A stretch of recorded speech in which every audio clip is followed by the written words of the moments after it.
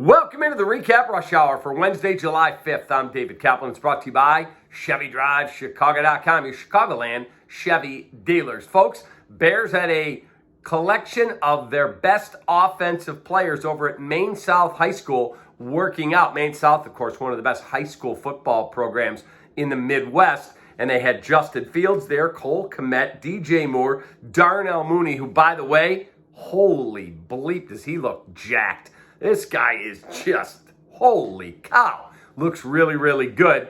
And they went through passing drills, and they're getting themselves set for training camp with report date coming up on July 25.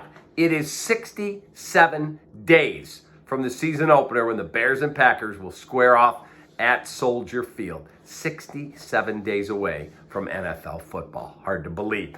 Baseball. White Sox will send Lance Lynn to the bump tonight. They play game 2 of their 3-game set against the Toronto Blue Jays at Guaranteed Rate Field. Sox also announced today All-Star center fielder Luis Robert Jr. will participate in the Home Run Derby. He has accepted an invitation. Cubs and Brewers play game 3 of their 4-game series tonight at American Family Field in Milwaukee. Cubs All-Star Justin Steele gets the start for David Ross and company. And wide receiver Malachi Weidman of Jackson State has left school and said, I am done with college football, and he has applied for the supplemental draft. We haven't had a supplemental draft in quite a while. He will be in that draft next week. Would the Bears have interest? You have to forfeit the pick you have in next year's draft with whatever round you grab them in this draft. So if you use a first-round pick trying to jump the market, you lose next year's first. I called my college roommate, who actually coached at Jackson State.